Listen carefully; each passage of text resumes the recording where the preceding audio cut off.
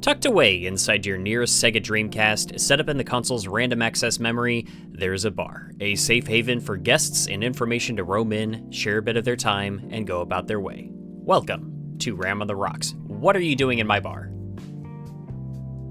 Well, as you can see by my pose, I'm pondering what drink to get. You know what I'm saying? I don't know if I want like a strawberry daiquiri or maybe like some Everclear and some Sprite. Like I don't know. I don't know what you'll have. You know. Do you want something that's going to kill your kidneys now or later? Look, I'm here for a good time, not a long time. You know what I'm saying? I just turned 30. You know, I feel like I lived a full life. I think it's time. I think it's time to just live a little. You know, not play it safe. Bringing out the spicy stuff tonight, then. Anyway, this is a good friend of mine. Yeah, we're bringing out the cilantro, baby. The cilantro. The spiciest of spices, you know? Like, yeah, of course. So this is a good friend of mine. We've worked together a couple of times in the past. Trey, do you mind introducing yourself? Of course. My name's Trey Nobles. I'm a musician by trade, which means I'm unemployed and I do music on the side. I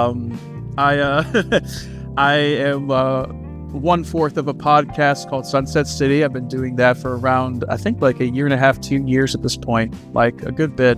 And I was a guest many times before that with the OG crew as well. Sunset City. I'm not sure I'm familiar with it.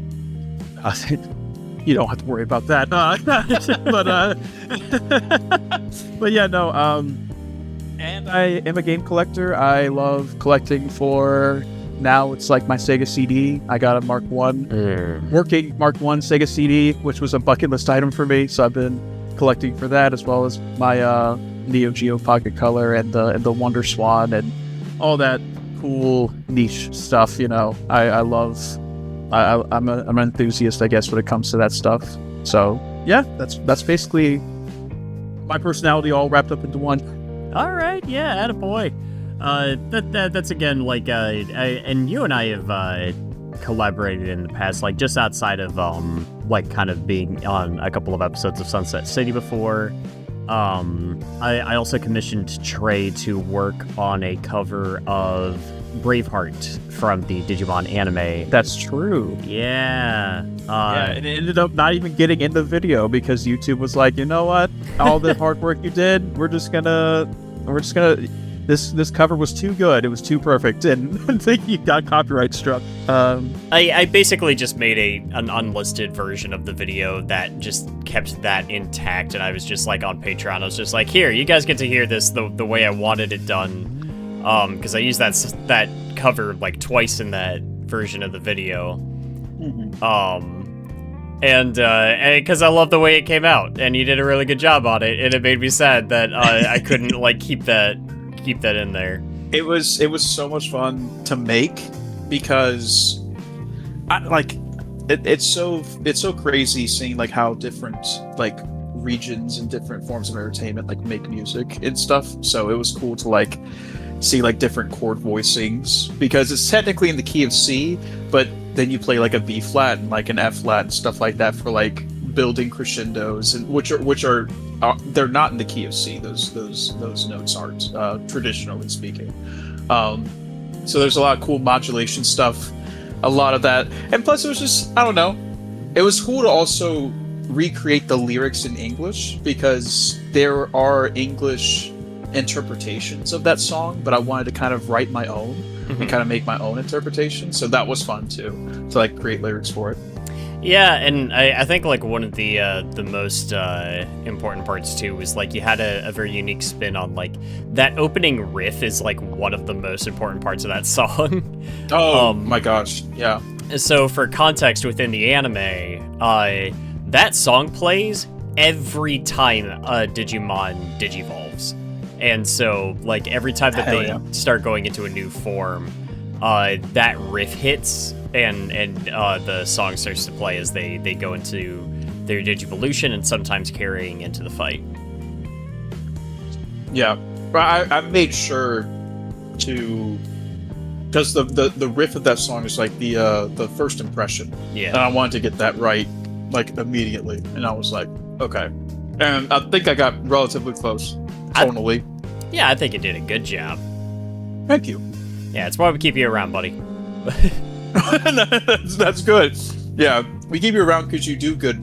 Not because we like you. You just do good. You do good music. Only by your works, not by the merit of your character. Not by the merit of my character, just because I can provide something. But no, that's crazy. Yeah, no, it was fun to make. That is to say, though, it's just like it's something that I've always enjoyed being able to get into conversations with you about, just because you do have a deeper background when it comes to music than I do, where like music is something that I've always really loved and I appreciate a lot, but I don't understand the intricacies of it. Like I can't tell you, I can't hear a song and tell you what tempo it's playing at. Like my brain just doesn't work with that. Sure, yeah. Yeah.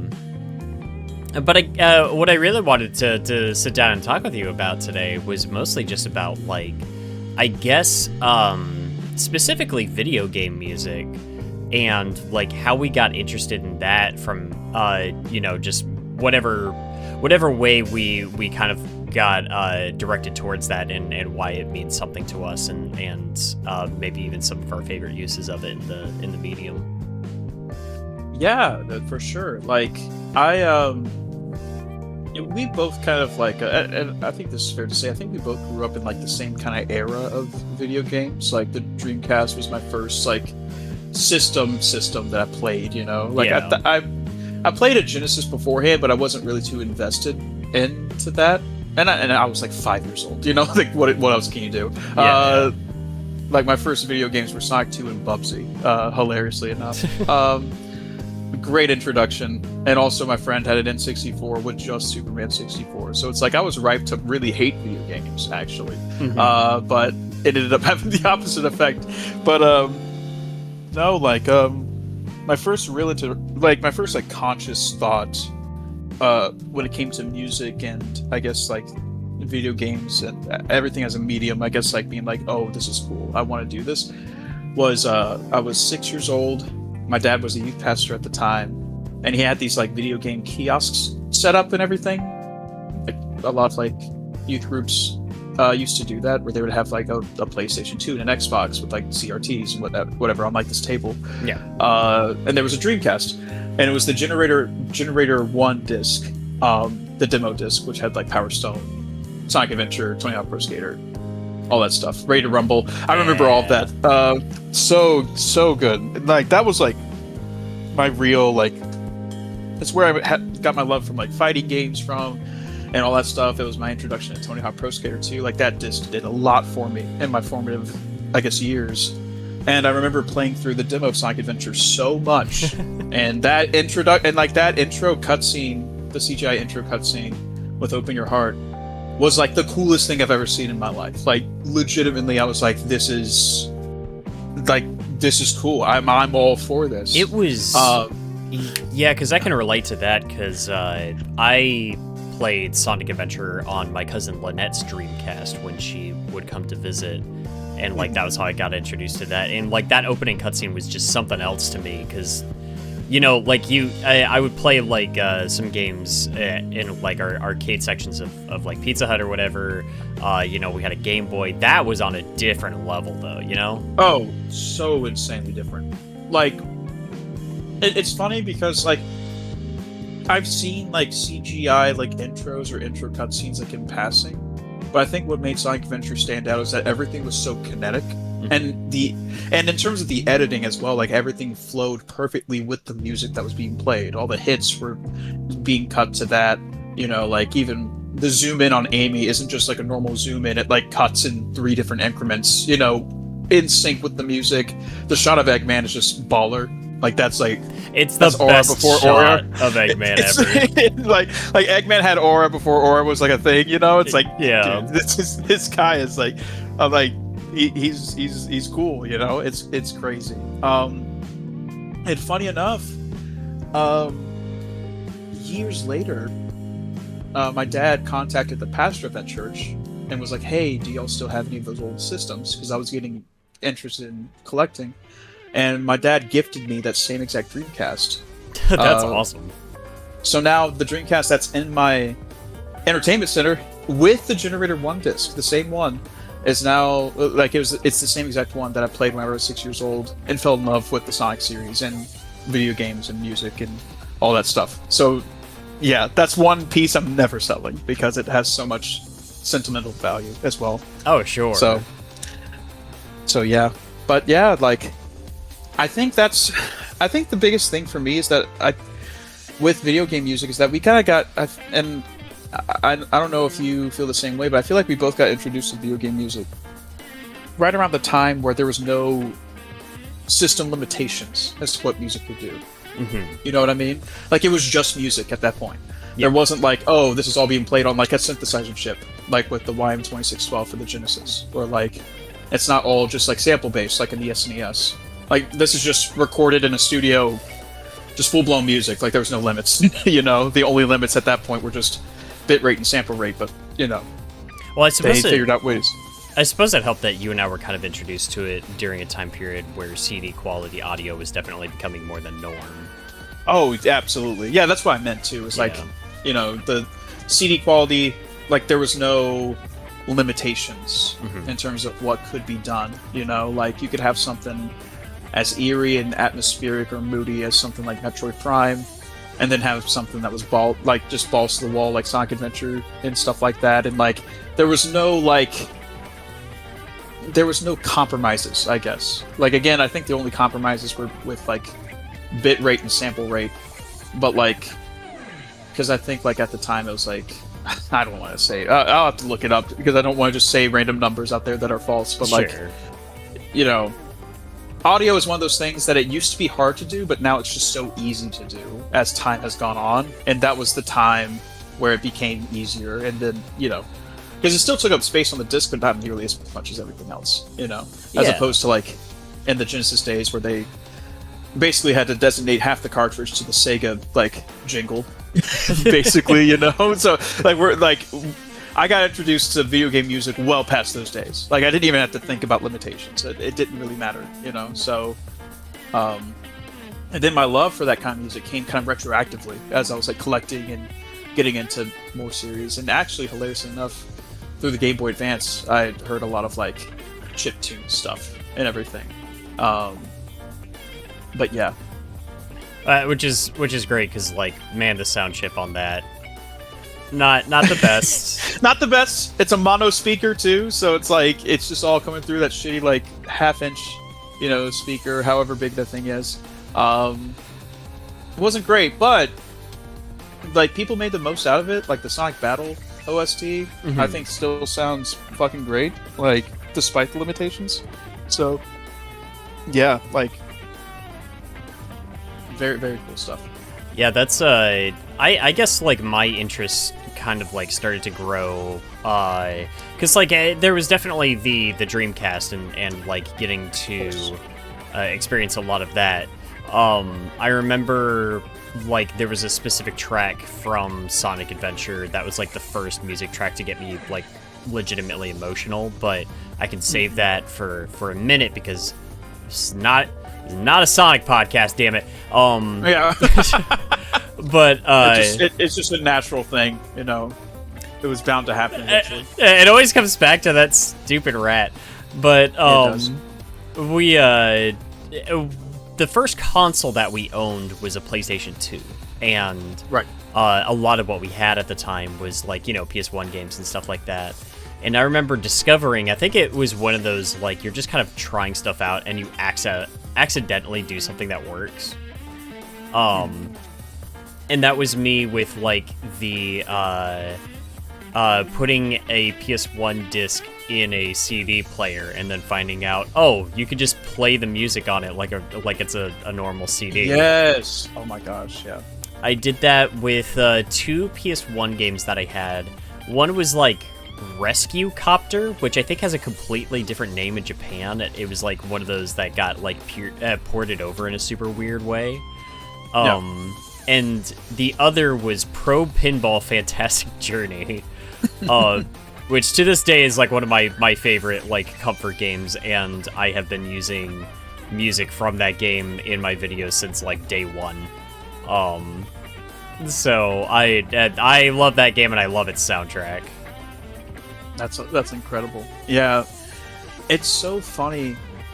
Like discovering stuff like that in happenstance. It's just like, oh, I wonder if this could work, and like it does, like figuring out that you can just listen to a game disc on like your CD player, Yeah. And like, yeah, I grew up in the era of CD players where you had to like you had to run real smooth, or else it would like skip, like the CD would like skip and everything. So it's like, oh, this is the remix. This is great. But yeah, you're talking about like the portable CD player. Yeah, portable. Just carried around a big boom box with a generator. No, but like, yeah, just like those portable like Sony Walkmans or something. Mm-hmm. Yeah, the good old days for sure. And it's so funny because I feel like I'm jumping all over the place, but it all is. That's what this show is for. That's fine. Fair enough. But before like the elusive tariffs hit the country, I was collecting a lot of Japanese Saturn games, and I didn't realize, like, with Burning Rangers, it has like a mini singles disc like CD that has like a couple of singles on it and stuff like that. And I was like, okay, could you not put the regular disc as a CD or something? Like, did they have to do this? And I haven't tested that out yet, but if that's the case, then it's just like kind of crazy how like even in a disc format it became like almost like interchangeable with different mediums. Yeah. Like, but yeah, Burning Rangers also has a great soundtrack. I love that game. I wish it would get properly ported to modern consoles, because like I love the game. It's technically impressive, but like it really like it's a acquired taste to play it, because it's just very slow, but like it's very impressive. So well, it's like I like that you brought up, especially just talking about Sonic Adventure and just playing through like the demo over and over, because that was something I did as a kid too. Was I didn't have a whole lot of demo discs growing up as a kid, but there were games that had demos on them. Yes. Yeah, so Crash Team Racing, if you looked through the instruction manual, it would give you like a button combination where if you pressed it on the title screen, it would take you to a demo of Spyro 2. And you could play through Colossus and Lava Cone, I think were the name of those two levels. And I played the hell out of those things as a kid. That was my introduction to Spyro. And I remember it just feeling like, especially if we're talking music, man, like, the music for the Colossus level was so cool to me, because I was just like, yeah. Oh, so you know the track I'm talking about. No, yeah, for sure. Yeah. It was kind of adding in these this chanting kind of sound to it, but there was also like there's a string instrument. And I don't know if it was a sitar. I'm not good with that kind of stuff, but like I remember it just sounding so distinct, and I was used to how Crash Bandicoot sounded at that point, just from playing CTR, but I noticed the difference in like, oh, Spyro sounds entirely different. Like this has a whole different kind of tone to it. Yeah, like, and I think like whenever video game consoles went to CD, and therefore like there was no more limitations to that stuff, because Saturn obviously was CD based, and so was PlayStation obviously. So it's like. But now it's like the composer had to really be conscious of like what like sounds to put in, because now it's like you have the world's your oyster. You have like limitless possibilities as to what you could put into the soundtrack, because there are no limitations anymore. But it's cool to see like, I don't know, like Rank Kirkhope has a sound, Yeah. And and funny enough, like even back then, like Brad Buxter had a sound with Michael Jackson. Like Sonic 3 sounds way different than Sonic 1 and 2, you know? Yeah, I think it's worth noting. It's like it's easy to pull apart the differences and give the recollection for soundtracks that were in that CD quality audio era. But like I feel like that makes it almost more important to kind of pay service to the soundtracks of like, you had composers that were doing stuff on the NES and the Super Nintendo and Genesis, that, like, that took a whole different level of craft, and it was really essentially just Yes. musicians being handed an instrument and learning how to play it. It was also just like archaic and tough to compose. I've tried to compose Genesis music, like how it was originally, I guess, composed. It was through a tracker called Gems, which was a pseudo homebrew / official way of making Genesis music. There's a crazy history behind it, but like, what a tracker basically is, it's almost like it's a version of a recording software, but instead of like you recording notes, you kind of like record like MIDI sequences, and then that talks to the synthesizer, and then the synthesizer replays what you're commanding it to do, if that makes sense. Yeah. So, like, for example... So, I guess my understanding, if I could throw it into the ballpark, is like... Yeah, go ahead. This is going to be a very strange comparison, but you know how in, like, Smash Brothers, it doesn't record a video file, it records the data of inputs and then replays that out in real time. Basically. Yep. That's basically almost the exact same way that Genesis music is reproduced on the Genesis. Because, okay, a better way to explain it too is, let's say I just went up to a keyboard and just started playing a song. Me playing the song is not a recording of the song, but I'm playing it. Yeah. Like, that's what the Genesis is doing. It's playing the song for you because it's an instrument first. It's not playing a recording. It's actually playing the song in real time. Which is why there are times where if you do too much stuff that requires a lot of sound effects, it actually takes away some of the notes. Mm-hmm. Because it's now like... because now you're actively replacing the notes that are being played with sound effects that you're inputting.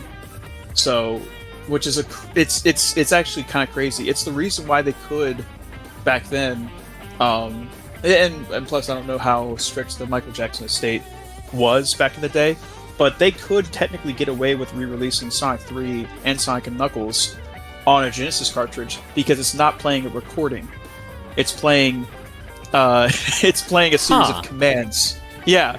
So it's almost like, yeah, so like they could reproduce legally, but like, yeah. That's such an interesting loophole. It's so crazy. But yeah, copyright's so weird because it's like because technically it's not recording. It's a series of MIDI commands. Yeah. And you don't own those MIDI commands because no one owns commands. No one owns my fingers when I'm playing an instrument, you know what I mean? So it's like, you know, I guess the only thing is that, let's say it's just like it's just reproducing like a cover of it, maybe, legally speaking. I don't know. I'm not going to get into the weeds of music copyright jargon and everything, but like, sure. Yeah. But like it is kind of strange that they could technically re-release Sonic 3 and Knuckles as it was originally intended with the original soundtrack on the Genesis, and they probably would be okay if the lawyers and legalities, they got their shit right, you know. Oh, well, yeah. They don't exactly have the best track record of yeah. Yeah, that's fair. I just wish they did a better job at reproducing the beta tracks for Sonic Origins personally, but yeah, that's neither here nor there. Yeah. It's God, that is interesting though. I remember trying. There was like some sort of little application that I had on like my DSi at one point. It was on my DSi or my 3DS. I can't remember what it was. I think it was the DSi, where I could like go in and record. It's this super simple thing, right? Where it's just like you're just going in and inputting commands and like it kind of like playing notes, and then like you're timing out. Okay, this section plays this note with this little instrument thingy. It was all very simplistic, but it was like my first look at like how music production on that kind of front could work, and it kind of changed the way that I saw like a lot of that. And I remember wanting to try to create my own things because that was a time when I was a lot more active on like Flipnote Studio and doing stuff through there. Yeah. And I was like, oh, I can create my own audio files or whatever, not knowing that, no, there's not a way for me to, like, cleanly transfer this, like, just within the DSI, like, this audio file. Yeah. But, yeah, like, the export options weren't really there. It's funny. I think I know what program you're talking about. Like, well, correct me if I am wrong, but I know that Korg, the synthesizer company Korg, made a series of, like... Yeah, there's a couple of them. Yeah, I have the one for the 3DS, and funny enough, like you can hook. I've looked up tutorials. You can hook up your 3DS to like different outboard gear and stuff like that, and it will all sync to the 3DS with what's called pulses. So how like oh lord, this is gonna get nerdy. Not to sound like Metroid Prime 4, but regardless, that's fresh on my mind. I've been playing that a little bit, I've got issues with the game, but I'll back up my boy Miles. That's my buddy. I can't hate him. I don't hate him. I've grown to like him a little bit, but there was a section near the beginning of me meeting him where he was just like. I was opening doors and stuff like that, and he was like, "Did that door just open on its own?" And I'm just like, "Shut up! Yeah, shut up! Oh my god, shut up, please!" I think we had that same reaction at the same part of the game, actually. Yeah, because like I don't care if like someone has like corny dialogue, like who cares? But like whenever like an NPC like states the obvious, it's like I know what game I'm playing. I spent $70 on this. You do not have to like reinforce that something's happening on screen when I can clearly see it and I'm clearly doing it and like it happened. Like it's like oh like whenever he said the door opened on its own, it's like is the door opening on its own? I was like shut up. It's like, shut up! What are you doing? There's a instance of that later in the game that everyone else seems to think is adorable, and I just thought was really irritating. But maybe I'm just grumpy. That's that Nick influence. Yeah. Look, I will say, like, and then we can get back to sure, topics, yeah. But like, yeah, I like. It's I don't know. It's like I play Metroid to feel this isolation and feel this kind of sense of like almost like hopelessness. You know what I mean? Like, yeah. But I'm triumphant over that, right? It's like that was me. I was able to overcome my fears and figure out this world and everything, and that's great. And I love that feeling. It's why I love Dread so much, because that game was like perfect when it came to like feelings of isolation and like legitimate fear with like the enemy robots and stuff like that, right? So it's like I love Dread for that. And Metroid Prime 4 does have moments of that, but then like the NPCs just completely, and they're on comms too, and they like chime in and they're like, "Oh, hey, did you get a new chip? Bring it back." It's like that. I'm doing that. I'm already on my way. You don't have to tell me. Like, just leave me alone. I've done this alone for 30 years. Like, I can do this alone. It'll be fine. That was my takeaway too, is that it's just like, it's something that doesn't necessarily have to be inherently bad. It's just that, like, if you want to do that kind of game with that kind of stuff, go for it. But, like, just make it its own damn game. Like, you don't have to attach it to Metroid. It's not, and like, people are always like, "Oh, you don't want like joy and whims." It's like not in Metroid. I'll be so for real. Like Metroid, the joy I get from Metroid is overcoming my fears and like conquering the map that's in front of me. Like that's my joy. I don't need an NPC whipping at me. I don't need like I just don't need that. You know, like especially if they're like stating the obvious like more often than not. And it's like God, like I don't mean to be like a downer, I guess, or like miserable sounding, but I don't know. No, I think it's a legitimate complaint. I do think it's a fine game. I think it's a good little action adventure, but I do think it misses the mark on some key Metroid aspects. I'm having a fun time with it. I don't want to spoil it for the whoever's listening to this. I'm having a fun time with it. I think another thing too is that I bought a Switch 1 because of Metroid Prime 4. You know what I mean? It's like I whenever Metroid Prime 4 was announced for Switch 1, I was like, oh, I gotta get a Switch 1. Like, I gotta get a Switch. Like, and then I waited 8 years, and then I bought a Switch 2, to play Metroid Prime 4 because I wanted to play it 4K 60.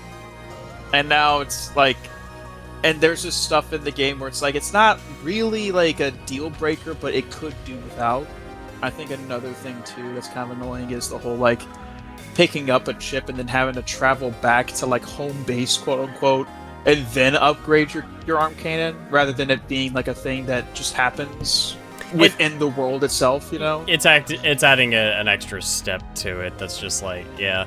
It's that one is because I was talking about that game with some friends the other day, and we were kind of landing on the same point of like, this game is like gonna be continue to just be very interesting to talk about as the years go by. Yeah. Yep. I will say the soundtrack's pretty good though. From what I've been hearing, I do enjoy the soundtrack. I think the amiibo unlock for the desert area is BS. Yeah. I know there's a way to unlock it in game. No, you have to like not. 100% or something. That was. Wait, was that live? Was I lied to on the internet? Oh no! It was somebody that I've seen like constantly. They are. Listen, I think that there's definitely a lot of people rage baiting against Nintendo. And I think that there are a lot of unfair criticisms being posed towards them. But there are definitely people like this person that is just going to bat for literally everything that's happening to their favorite company, and trying to back up every single choice they made. And when you tap on the Viola amiibo, it's actually not the Viola amiibo, it's the standard Samus amiibo. The Viola amiibo gives you the, I think it, like, your boost recharges faster, and it gives you different bike skins. The standard Samus amiibo gives you the music tracks. But it tells you when you scan it in, that when you beat the game, you'll unlock additional soundtracks to go with this feature. Yeah, completing the game gives you additional tracks. And somebody tried to use the screenshot of their completed save file where it says you obtained more music for this as the gacha, where they're just like, see, you can unlock it. And I'm like, are you actually stupid? Do you not see the word more down there? Not only that, but like, I beat the game. Like, yeah. I beat the game. And what if the game's over? I'm not gonna go back. Like I'll go back for like a second playthrough, but that's something that not everyone's gonna do. You know, not everyone's gonna go back and replay the game just to hear music tracks in a desert area. I already beat the game. It's like being like, oh, I already ate the cake. Here's the candles. It's like, what the fuck? It should have been on the cake in the first place. What do you mean? The cake's gone. It's gone. I'm done. I'm not gonna throw up the cake just to put candles on it. I'm not gonna replay the game just to hear like 5 music tracks or whatever. Or 3. I don't know. I guess spoiler alert. It's also just the title themes from Metroid Primes 1 and 4 are the unlockable tracks. That is so funny. It's very silly. The whole thing is just like, man. Like, why? Like, that's like it's just decisions like that are so baffling, because you really didn't need to unlock the amiibo. You didn't need anything. You didn't need the amiibo to unlock anything. You know, it's like people were gonna buy it anyways. Like, people who are into that ecosystem of amiibo, they were already gonna buy it. Like, I'm not gonna go out of my way to buy an amiibo just so I can hear like one singular track. Do you know what the Silex one does? I don't know. So the Silex one, because I'm not going to spoil like what the scene is, but it does give you like an extra scene that you would normally have to unlock through like scan log entries by the end of the game. You unlock it by beating the game if you scan that amiibo in, and you get to hear voice tracks of Silex. Wow. So you scan in the Silex amiibo, and he calls Samus a cuck, and then that's what you spent $30 on. Game's great. Yeah, no complaints. 10 out of 10. That's amazing. It's an amazing game. That's worse than EA. Like, that's like, it's pretty bad. it's pretty bad. $30 for a track. Like, that's like the most expensive music track I've ever encountered. That's a vinyl. That's a normal record at $30. One track? Well. To be fair, it's a voice line. I don't know if you get other voice lines with Silex. I have not bothered to go back and check because I think the incentive is silly. Oh god. But it's just the Metroid Prime 4 podcast. I'm sorry, everybody. This is. Yeah. Well, I've been meaning to talk about this with someone because like for you get it. Like you understand. You're a fan. You know, you're a fan of Metroid. I'm a fan of Metroid. Like we're kind of on the same boat. Oh man, that's not what the comment section of my review of the game has been telling me. They just keep saying that I sound like I'm a young teenager because I'm either too impatient to like the desert or I'm going too easy on the flaws of the game. And both of them just say, like, I got both sides of that spectrum where they're just like, sounds like you're young and inexperienced if you either did not love or hate this game. You didn't account for every single possible argument in your statement, so you have to die. I'm sorry. This sucks, man. Why do you think I don't make reviews of games? People just don't know. I don't know. I'm liking Metroid Prime 4 enough, but like again, there's just so many insanely baffling decisions, and I haven't beat the game yet. So I'll see if the story I don't know, unravels itself in a satisfying way. I'm not sure. But I do like the exploration bits that are there. Like whenever you get to like an area where you get one of like the what is it? Like one of the keys, one of the 5 keys or whatever the hell it's called. Yeah. Those are fun. I love those areas, and it's cool to explore them. They're a little bit linear for my taste, at least for the ones that I've played so far. But like overall, like I'm like, yeah, this is Metroid Prime 4 as I've imagined it. Like I like this part for sure. I don't know. And I don't want to say too much about like where the game goes from there and how I feel about it, partially just because I don't want to influence how you'll end up feeling about it, and to just kind of avoid. Sure. I don't want to say too much about this in case people are trying to avoid spoilers, but it's like I do think that there's definitely some signs that the troubled development, like, you've got pieces from, like, a lot of different ideas that all just kind of got shoved in together. Yeah. I do know they had to restart development, like, 4 years ago or something like that. And, I don't remember that being a thing. But. And they just could not bring themselves to kill their darlings. If they had an idea, god damn it, it went into the final game. They were gonna see it till the end, and you know what? Yeah. Like I have to respect it to some degree, but yeah, I mean, I don't know. Definitely not the worst thing I've ever played, but like it's definitely not worth buying 2 consoles for, which is what I did. Yeah, I you know what? For me, Switch 2 is worth it because I get 60 FPS on my portable Bomb Rush Cyberpunk machine now. So.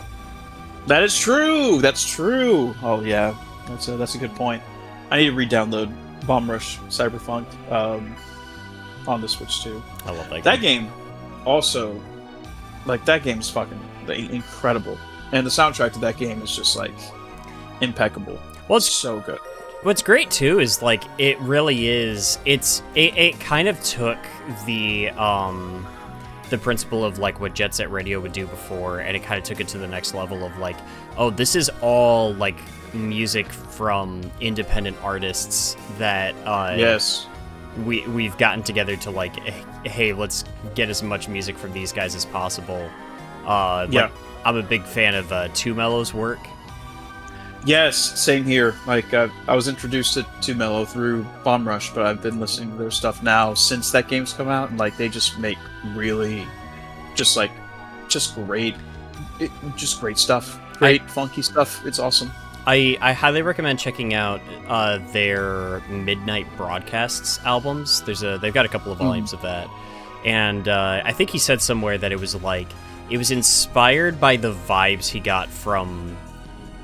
You know when you're like just watching Adult Swim late at night, and there will be those random bumpers that just sort of show up. Oh yeah. And he was kind of going to capture that vibe, and I think he did so amazingly.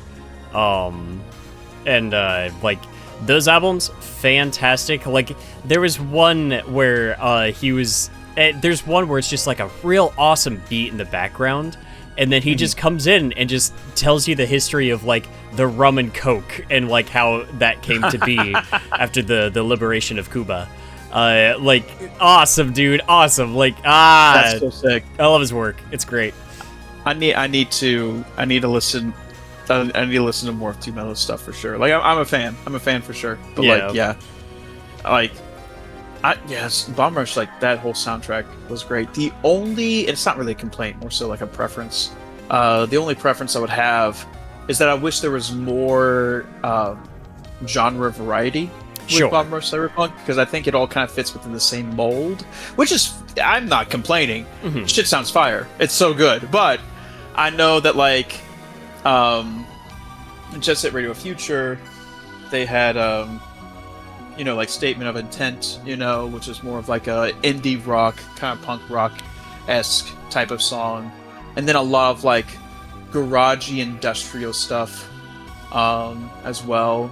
And there was just a little bit more variety with Jet Set Radio Future, which that game's like a 10 out of 10 game, so like it can do no wrong in my eyes. But like, I think I like the variety more with Jet Set Radio Future as opposed to Bomb Rush. But like, again, it's like apples to oranges. It's like a preference thing. And there was a logic to it in Bomb Rush where in an interview he was talking about how they tried to match up different styles of music for the different sorts of dance that each crew would revolve around. And so you had like your songs that would revolve around popping and stuff like that. Like that was a fun one to like read up on the development of and like why they made certain decisions and stuff. It's so like I am excited. What's their new, I guess, like spiritual successor? Hyperfunk. Like, what's that called? Hyperfunk. Yeah. Which I can't read that logo for shit. I'll be so for real. I don't know if it's supposed to say anything, but it looks cool. It's hard to discern. I'm not gonna lie. I'm like this looks sick, and the logo looks cool. It's not great marketing because somebody that's not already like aware is not going to know what to make of that. But I am excited as hell for that game because I think everybody's saying they think it's going to be a prequel. Really? Oh shit! Yeah, they think it's going to be set in old Amsterdam, which we've not seen yet. So, we have not been intended to see yet. Some people have found ways. Oh yeah, for sure. Yeah, I'm looking at the logo now, and yep, still can't read it. I'll be so honest. But I'm excited for that game, and like honestly, like Team Reptile, they've done a lot of good work. Even before Bomb Rush, they were kind of like hitting their stride. They had like a fighting game that Hideki Naganuma did a song for. Shoot, I forgot the name of it. Lethal League? Oh, yeah, Lethal League, I think is what it is. Hopefully that's what it is. I'm not sure. Let me go back. But yeah. Incredible game. Yeah, that's they've definitely accrued a lot of goodwill for themselves. Yeah, for sure. That hopefully somebody won't get on Twitter one day and completely destroy by talking about all the generative AI that they used to get ideas for how to develop the game. But yeah, it's been a fun week. Yeah.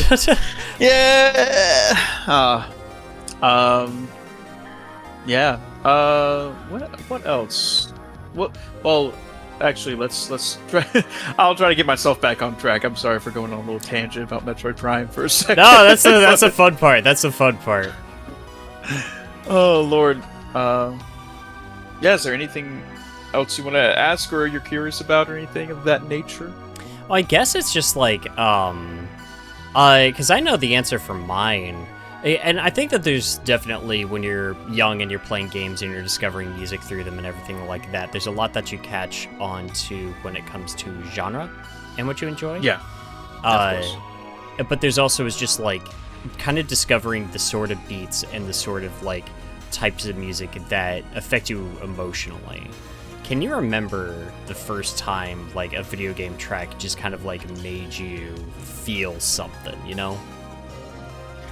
You know what's funny? I think we may have the same answer. It might be. Because I feel like the first time because the thing is with video games that I grew up with, a lot of it was either very like just kind of bombastic or like just very rockin'. Like honestly, like I say Sonic Adventure, but also another example is like Need for Speed Hot Pursuit 2, you know, where it's like it's just all kind of like adrenaline based, or it's all just kind of like happy and cheery, like in the case of like Super Mario Sunshine and stuff like that. But I think the first time like I felt something that just felt like melancholy and kind of stuck with me was definitely like Gamma's theme. Yeah, same one. Yeah, it's just it's an anomaly of a track because and like this is a positive thing, but a lot of the writing in the adventure games, both of them for music tracks, is very like kind of like on the nose, if that makes sense. Yeah, there's a like it's like Sonic's themes, both of them are just very on the nose, you know, genre wise, lyrically, stuff like that. It's all very just like, this is who he is. Same with like Amy. It's like, this is who she is, and same with Tails. It's why I never liked Tails' theme as a kid. Yeah. Oh, like it. Yeah, Tails' theme. I don't know. It just. I like Sonic Adventure 2 Tails' theme way more than Sonic Adventure 1's. Just because I feel like it's more. I don't know. It kind of fits his vibe a little bit more. Yeah, I kind of agree. I do prefer Sonic Adventure 1's version of Sonic's theme, though. I kind of disagree a little bit, just a little bit, because it's really on the verses. It seems like they had little lyrics and they had to stretch them out. Yeah. You know? So it's like... it reeks of like this was written in Japanese and we are trying our best to put it into English. It's like, if you don't show up, don't criticize. And like, my lord, like, like, take a breath, brother. Like, what are you doing? And like, I think with Sonic's theme from Adventure 2, they did a better job at phrasing. Like lyrical phrasing, especially in the verses. It flows way better in Sonic Adventure 2 than it did in Sonic Adventure 1, in my opinion. Even though I love it was Tony Harnell. I love Tony Harnell. Fantastic voice. I think I just prefer, like, I don't know, that chorus just goes harder to be in the. I can kind of agree. Version, yeah. I can. I wish vocally speaking he could have gone up an octave for the Sonic Adventure 1 version, because he's kind of belting it in the verses and then he goes down for the chorus. Yeah. And that's always been a little weird to me, personally. It's like, it's I find my way, my own way, and then it doesn't matter now what happens. It's like, why do we jump down here? What are we doing down here? We should bring the energy even more so, you know? Like, so that's my only qualms with it. Again, the game was developed in like 18 months or something crazy like that, and like they had to translate everything from Japanese to English and stuff. Like, and back then there wasn't the resources to do that consistently. So I get it. Trust me, I know at least a little bit how the sandwich is made, whatever that saying is. You know, like I know some things. How the sausage is made. Yeah, like I know some things like behind the curtain of like how some game development stuff goes, and localization and things of that nature. So I'm not going to harp on it too much, but yeah, I think as a song, I like the SA2 version more, but as a vibe, I like the Sonic Adventure 1 more. Yeah. I think that's where I stand in terms of the comparisons between those two tracks in particular. But yeah, like as I was saying, Gamma's theme is like, it's kind of the outlier in the soundtrack, because it is kind of a story. like hopefully I can convey this right. But Gamma's theme, it's like it's almost like accepting the cards that you've been given and accepting the fate that's at your doorstep. Not really being able to do anything about it. It's filled with a sense of lament. Yeah. Oh, absolutely. It's like it's definitely one of those things where it's like you kind of know what's gonna happen. Like Gamma kind of knows what's gonna happen because from the beginning of his story, he's like, "Well, I gotta save my brothers, but the only way to do that is to like destroy them," you know. Yeah. And he's like, "Well, I'm a part of that," you know, like I'm a part of that line of robots. So I will eventually have to be destroyed in the process too. And I think like that theme captures it so well. I've been learning it for the past couple months, like trying to learn like the piano parts and stuff like that too. Because like part of my video that I've been making, I'm making it about Sonic music, is like going over like I guess the direction and the why as to why this makes like why does this make me feel the way that I feel? Why do I feel this sense of like melancholy, like almost like dread listening to Gamma's theme? Yeah. You know, like there's like a little tinge of hopefulness in there a little bit, but it's like almost like it's a glimmer. It's not a guaranteed thing, you know, and it's like damn. like and like I go through it chord voicing wise as to why it works. And it works so well. And like yeah, it's definitely like that's definitely an outlier. And that's the thing is that like hilariously enough, they didn't really need to go that far with Gamma, but like the fact that they did made the package of Sonic Adventure seem more impactful to me, if that makes sense. It's like people always like to harp on like the rough transition to 3D and stuff like that, which is like okay, fair. I can't really argue, but you've got to look at like the things that like they cared a lot. Like they cared a lot, and that's why I do love subtlety in music more than anything. Is because like it does make you kind of like think and see things in a different perspective than like what's kind of maybe like right in front of you. You know. Yeah. It's actually the reason why I don't really like Crossroads theme all that much. But well, I heard it on I still haven't picked up that game. I don't really? know. Okay. I don't think I care. That's fair. Yeah, I don't know. I'm just like after Mario Kart World, I'm just like For me, it was after Kirby Air Riders. Like after I kind of got that game, I haven't really touched Crossworlds. Oh, even though I do own it. Yeah, see, Air Riders I played the hell out of. Like, give me all that. It does make me like. I will say, it does make me appreciate a lot of what our friends over working on Star Garden are doing. And I agree. Yeah, the way they're differentiating it. It is kind of crazy how much different it is, because from like a surface level thing, people think it's like the same type of game, and I guess to an extent it is with Star Garden and Kirby Air Riders. But like Kirby Air Riders, I was actually playing with Shao Mix and Matt and Salty one night. Shout out to those guys; they're phenomenal. And we were all playing, and like me and Shao Mix kind of came to the same point of like, yeah, this is just a straight up party game. Like there's a lot going on. You can't really focus on a lot at once, you know, or else you're gonna get overwhelmed. And like that's by design. It's not meant to be like a super competitive, you know. I mean, people are gonna make it competitive. People make Smash Brothers competitive, you know. But like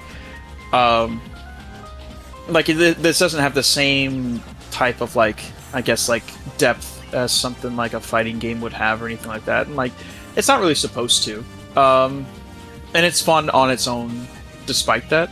But I think with Star Garden, like, I appreciate the attack being on a button rather than having to flick your stick around. You know, sure. Like, well, because also there's some like there's some stars and some carts within Kirby Air Riders where it's like if you do flick your stick, it transforms your car from a bike to like a plane type vehicle or a tank type vehicle or something like that. So it's like that can be annoying sometimes because it's like it's a fun idea, but it feels like getting carried away with the gimmick a bit too much.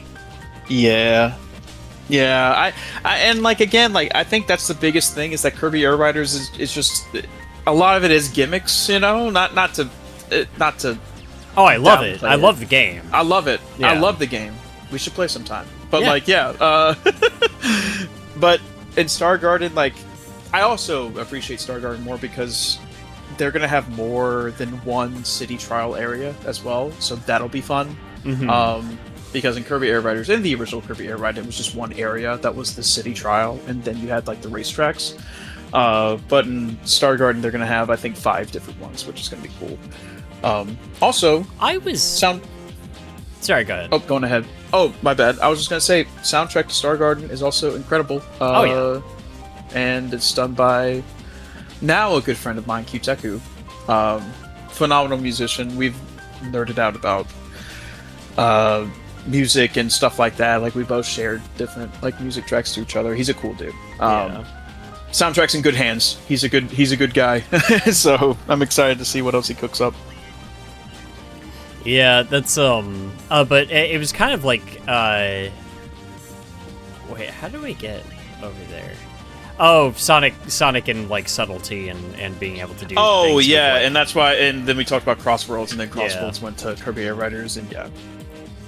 Yeah, because that was for me was because yeah, they kind of hit you in the face with what you're supposed to feel with like each individual theme, for the most part, and Yes. it's all very fun and everything. Although I think like the 2 characters that stood out to me the most as a kid, just for how different they were and for like the way that they made me feel was Knuckles. It's still one of my favorite depictions of Knuckles. In a sense, he's actually, he feels like he does weirdly have a bit of a cool head in that game. He just is misdirected easily. Yeah. And then Gamma, and I think again as a kid, like playing through Gamma's story, I was just like, I almost didn't know how to process that kind of like a simplistic heroic tragedy, and to hear a song that we were talking about, like the undertone, I suppose, of like there's a sort of like positive message to it, but this is still like just this like melancholic eulogy to a machine. Yeah. And it's like and you know, the flicky is fine, like the little bird inside of it, he gets out and whatever, but like I got attached to the robot, you know what I mean? Yeah, like I feel like, because like I don't know if this is what is it? I don't know if this is like the correct interpretation or something like that. But I've always viewed like the flickies and the different like animals inside the robot as just batteries. Like they don't have influence on like the character itself or the robot itself. That they're just batteries just powering the thing. So it's like when I see the flicky, I don't see Gamma. I just see a battery for Gamma. You know, it's like you're not Gamma's personality. Like Gamma was his own thing in his own person. You were just kind of like the battery inside of it, which again, it's a cute story and a cute ending, and I'm glad that Gamma still gets to live on in some way through the flicky, I guess. But like I'm in the same boat where it's like I got attached to the robot because that is the character that I fell in love with, you know? Like that's the character that I like even down to like his voice and his mannerisms and all this other stuff. Like it's so funny because Gamma is the one character that they didn't bring back, like under any circumstances, and I think that's actually a good thing. Yeah, you know? I think that they kind of brought like a spiritual return to the character with Omega. You think? Yeah, but in a way that is just like Omega's able to be his own character, where you kind of get the concept of like the bad Nick gone good, without it intruding on like the meaningfulness of having Gamma's story go the way that it did. Yeah. Because you don't want to pay a disservice to that sense of sacrifice. Oh, absolutely. Like, I mean, maybe it's a hot take, but it's part of the reason why I feel like Shadow's story should have concluded with Sonic Adventure 2.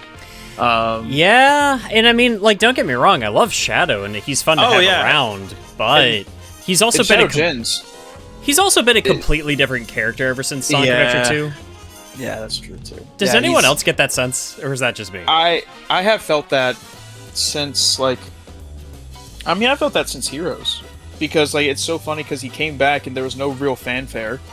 You know, it's not like Sonic was, like, freaked out or anything. You know, it's like, Shadow's back, business as usual. It's like, what? Like, why? I feel like there should be more here to, like, unpack, because you both, like, I mean, Sonic nearly died, and then Shadow actually died, at least to, like, Sonic's eyes, and then seeing him alive, you know, like, I could imagine, like, if, like, you know, let's say anyone in my life, like, passed away, and then I saw them alive, like, 2 years later, I'd be like, wait, hold on, that's not... Yeah. What the fuck you doing? You know what I mean? Like, it's, and it's weird, too, because it's like, with Shadow... Man, what happened to him? Yeah, he used to be smarmy. He used to, like, smirk and stuff in Sonic Adventure 2, where he was always cracking wise, and he was taunting people and everything. Ever since Heroes, he has just been grumpy. Yeah, and, like, and also with Shadow, I try to talk about this a little bit more on Sunset City, but I don't know if my point was coming across the way that I would want it to, regardless. But, like, I feel like with Shadow, we've just been retreading old ground. Like, it's always Maria and Gerald and Black Doom and stuff like that since 05. Like, I think, like, Sonic 06, hilariously enough, was, like, the only game where he, like, moved past that. But then, like, we've regressed again, and... I'm one of the weirdos that thinks that one of the best parts of that game is the character writing, and the way that characters like interact with each other is some of the best in the series, and it's so wild to me that it exists in that game. Yeah, it's actually kind of crazy. I agree. But it's like I think like one of my favorite interpretations of Shadow that I've seen was actually from the movie, and I think a part of that for me was like. There's that great little moment where, like, Sonic and Shadow go super together, and then Shadow, like, makes a little wisecrack about, like, oh god, don't tell me you have a catchphrase. And I was like, wait, we haven't had that Shadow in a while. Where the hell did that come from? Yeah, I like the movies. Like, if there's one thing that they've gotten right, I guess, like, progressively, because I don't feel like it was always the case with the movies, but it's like it's definitely with character-to-character interactions, and, like, people, and like the characters, like, at least acting, like, naturally how they should, in my opinion. You know, like, Knuckles was a highlight from movie 3 as well for me. Oh, it's like, for sure. Like, we haven't had, like a Knuckles that had, like, discernment in a while. You know, like, a Knuckles that, like, kind of had this, like, sense of, like, I guess, maturity about him as, like, a guardian, and it's like... Yeah, because that moment with him and Sonic where they're, like, getting ready to kind of throw down with each other, and then Knuckles is the one that was, like... I, like, sat up in my seat. I was just like, hang on, this is writing. yeah, it's like, hold on. Is this writing this fire? Like, hold on. Like, like that thumbnail of the guy being like, hold on, is this writing this fire? I love that thumbnail so much. But, no, it's so good, and, like, people still... I guess, like, have their qualms about, like, how Sonic is written, but I feel like within the movies it makes sense. I'm okay with it. Everyone else around him picks up the slack anyways, in my opinion.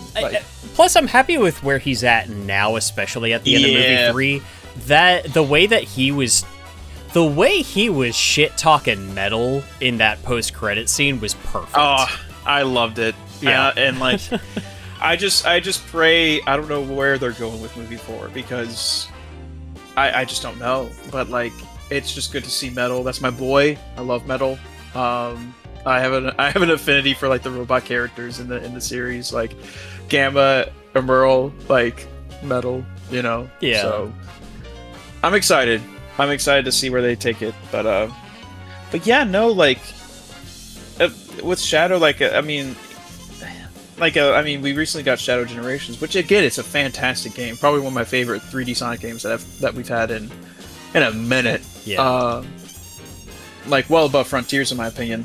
But it was still kind of retreading the same kind of story, you know, where it's like it's still reopening old wounds, and it's like, where do you take Shadow beyond his past? You know, like what kind of stuff can you write?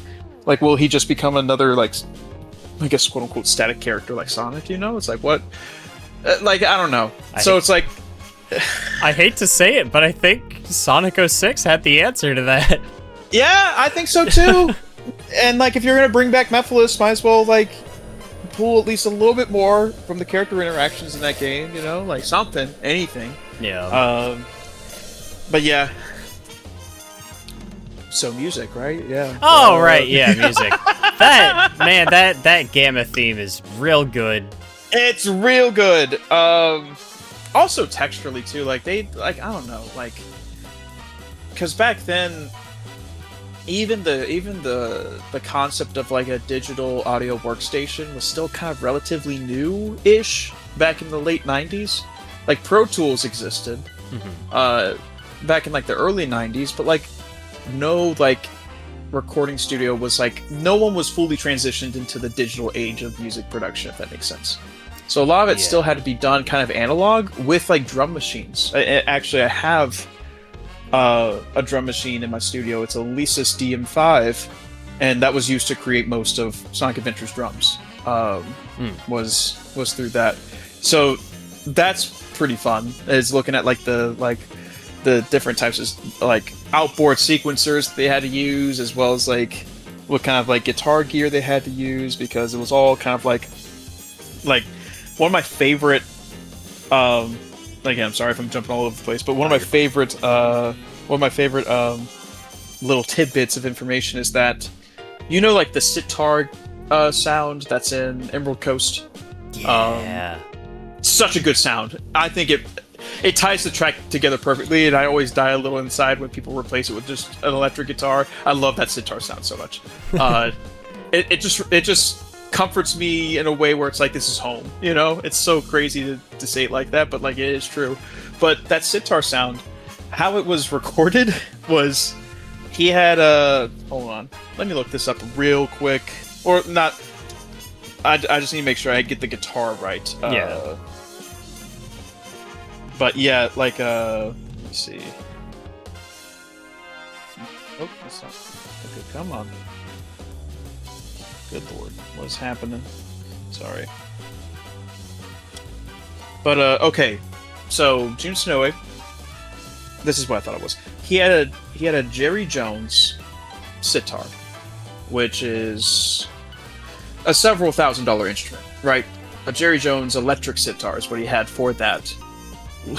The amp he used was a belt clip pocket Marshall amp with a 3-inch speaker that he put an SM57 up to. I'm like, you put the most powerful engine inside like a Geo Metro or like a Beetle. It's like, what are you doing? Like that's just crazy. Working with what you got, I guess. But it works. Yeah. It works. It sounds so good, but like plugging a $5,000 instrument into a $30 amp and then miking that is just so funny to me. I wish I was a fly on the wall for that recording session, because it's like, I mean, if it works and it sounds good, it just is good. You know, that's the great thing about music, is that it doesn't matter where it comes from. Really, it's like, as long as it sounds good, then that's it. But it's just so funny how like the most iconic guitars, or one of the most iconic guitar sounds, was like being output through like a shitty like $30 like solid state amp. It's really funny. Like, it's something I could pick up today for next to nothing, and it's so funny. But yeah, like the behind the scenes production, I talk with another good friend of mine, Joshua Typel, who's actually performed with Johnny several times for, like, you know, Crush 40 sets through like cons and stuff like that. Yeah. I mean, we go back and forth in terms of like different gear that was used in the adventure era, where like Jun Snoue used like like 2 Line 6 pods, which are shitty like amp modelers and stuff like that, but he made it work, and all the different drum machines and the bass tone. That shit's fun. That's why like I'm having a section of that dedicated in my video about like the behind the scenes stuff because it's just very interesting. Yeah. How they found the sounds that they found and how that became the sound of adventure, you know? It's like, it's pretty crazy. I love that stuff. Yeah, and that's the fun part too, is like it's with any like form of artistry, and it's just kind of seeing the way that people cobble together something that just sort of becomes iconic. And yep. And it's why, like, you've got some people that just, like, don't get the heart of it, that try to force it, that don't get it, and, like, sometimes you just can't recreate that lightning in a bottle. I think it's a shame when some people take that as a reason to not try. Yeah, like one of the biggest things about production as well as like learning music as well is that like sometimes whenever you fuck something up, like that becomes a sound in of itself. Yeah. And you can use that, you know? Like I know one of my favorite drum parts that I've used, I was trying to learn, and again, none of these names are going to mean anything, I guess. but there's a great drummer named Nate Smith who's one of my inspirations, and he is extremely good at like creating like making the most out of the space that he's been given, where it's like he like has a lot of ghost notes and everything like that. Like he's just very tasteful when he plays drums. And I try to learn one of his like drum licks or drum rudiments and whatnot, but I fucked it up pretty bad, but it ended up sounding cool. And I was like, oh shit, like I can use this. And then that became a sound in of itself through a song I did with my personal band, Pay to Pretend, called Girl Like Me.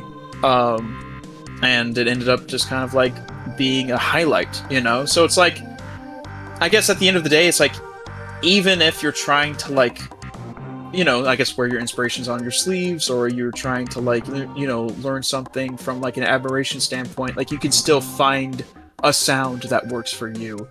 And I say utilize it, you know, like have fun with it. Yeah. Yeah, and I think that's the most important part, and I think it's like learning how to roll with the good mistakes, and with like the trips that send you up the stairs a little bit, and to not for sure throw out everything that doesn't work out, or to not be so scared of not everything clicking together. Sometimes you need that sort of tangibility. Sometimes you need the film grain. Sometimes you need like, oh yeah, you need the human touch, basically. You know, you need something that kind of reminds you of like, hey, you're not a machine, you know, you're human. And you know, not to get existential, but in the advent of like AI generative stuff, like being human's probably in demand more than ever, you know? So it's like, embrace it, embrace the mistakes. Like I'm creating a record right now, and I don't sing perfect on every track, and I don't play everything perfectly, but it has a sound and it's my own, and like that's that, you know? Like, because otherwise why bother?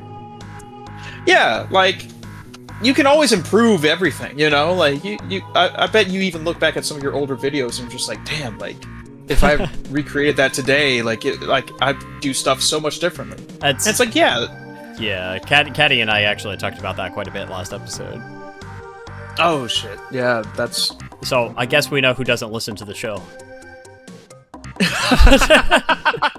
Okay, you got me there, but if I wish I could meet Caddy. If it makes you feel any better, I don't remember the last time I tuned into Sunset City, so do not feel bad. Hey, valid. Yeah, no. Yeah. I was actually quizzing you. Every single topic I've done has been on Sunset City oh, no. thus far, so... Yeah, sorry, you're gonna have to die. You know? My fraud status in full force. Yeah. No, but no, I've listened in, listened to you and Cirrus one, and you and Nick and stuff like that. Mm-hmm. You know, but I wish I could meet Caddy. I know he used to go to MacFest or Too Many Games or back in the day. It's been very, very difficult for him to travel for that sort of thing. That is yeah. That's valid. All personal stuff I'll leave for him to explain should the time come. But oh, for sure. Yeah.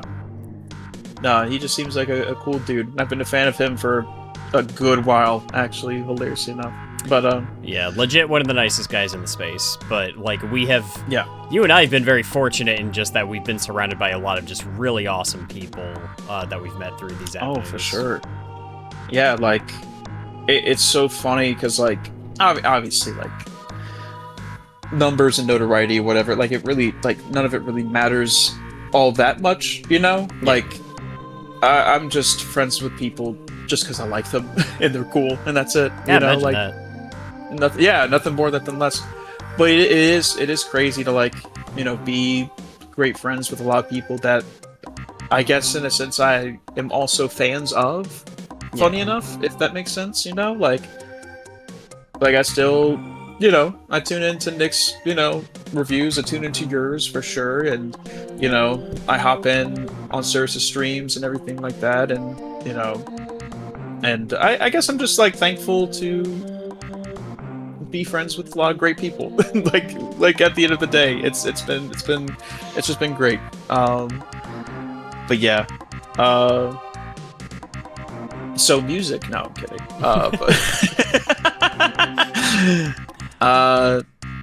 Well, what else did you want to touch on, actually? I guess that's the tough part. Music in and of itself is such like a, there's like such a wide net there. Like it's such a, like a world unto its own. So it's hard to really just like be able to say everything about it within a single conversation.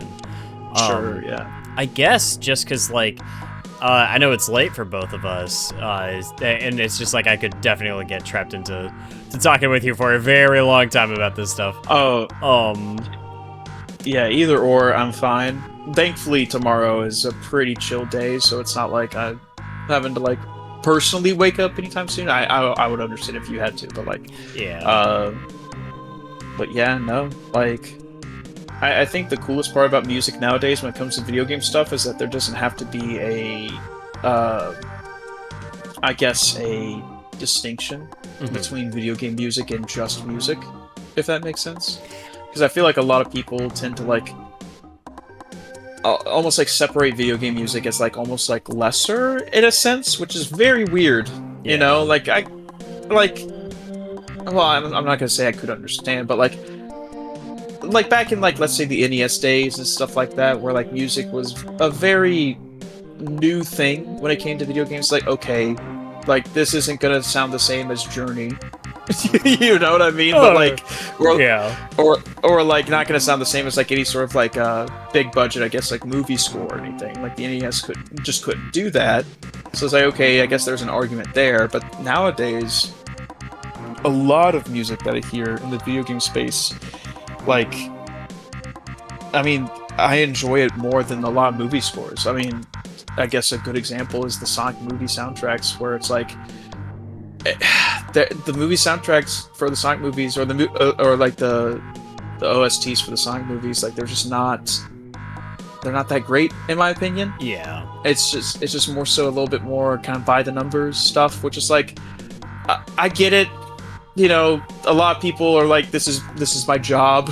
You know, like not everyone's gonna be as invested in this series as like other people. Like I understand, but like I don't know. I also no, I get it, because like even I remember sitting in the theater watching Sonic 2, and like they're snowboarding down, ice cap essentially, and I'm just like, why was the track from Sonic Adventure not here? It fits the energy perfectly. Oh, like anything, even like an orchestral arrangement, something. Oh, like well, that's all I mean, is just like adapt it, because a lot of people kept like taking that complaint, and they were just like, well, they're not just gonna take the MP3 and just shove it into the movie. And I'm like, nobody was asking for that. They're asking for you to adapt it in. Like I think the Mario movie kind of sucks, but like at least they knew how to like incorporate music. The music like. And another thing with the Mario movie too is that a lot of people made the argument of like, well, it would be too distracting. I'm like, not to someone who doesn't know what they're listening to, It's like, it just sounds like movie score music. And I feel like the Mario movies, like, they did a great job of like incorporating motifs and different elements from the games seamlessly into a movie context. Like, you can take the melodies of any sort of Sonic song and make it into a movie context if you really wanted to. Yeah. It's not even... I'd argue and say it's really not even that difficult. Like, I've personally done it just, like, as practice. I've never shown anybody. But it's like...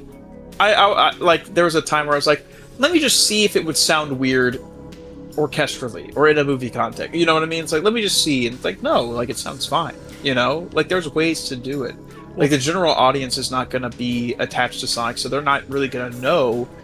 It's more so for the fans to kind of latch onto, you know? It's like, why not feed into that? You know? Even I, as somebody that's, like, not a musician, I remember kind of going back to, like the big climax of Sonic 2 and just being like, here's all of these places where this would have worked, and how you could have incorporated this in here.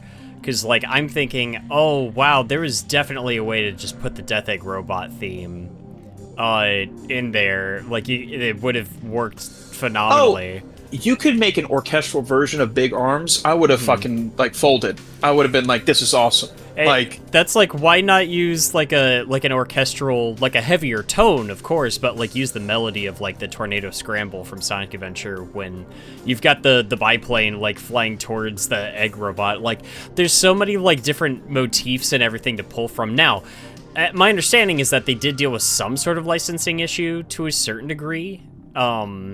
Right. Which is weird, but you know, whatever. But it is just to kind of say, you heavily associate the music with those moments, and it's as much a part of it as any of the visuals.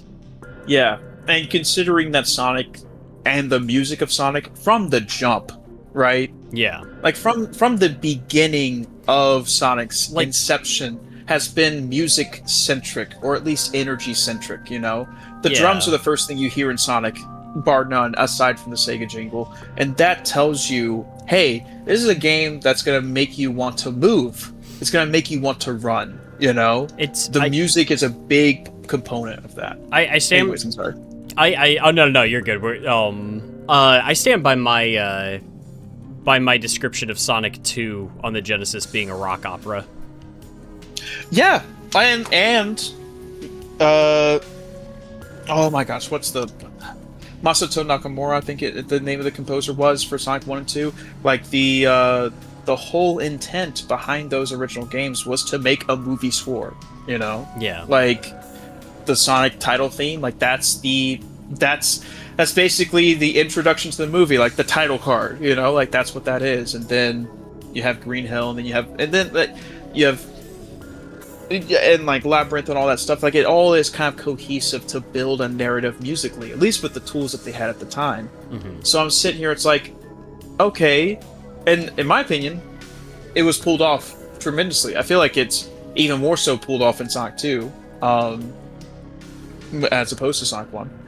But like, and even Sonic CD has a lot of moments, especially in the American soundtrack, where it's just a lot more atmospheric and it kind of builds a different vibe to the same levels as opposed to the Japanese soundtrack. I do, even though I love both. But yeah. That's the thing. People throw out the American one way too easy. I hope I can vouch for it within my own video, because I have a cool section with the Metal Sonic boss fight in particular. I'm like, I want people to hear this pretty bad. Oh man, Trey, have you ever heard, especially if you enjoy like the American Sonic CD soundtrack, have you ever heard the Sega CD soundtrack of Echo the Dolphin?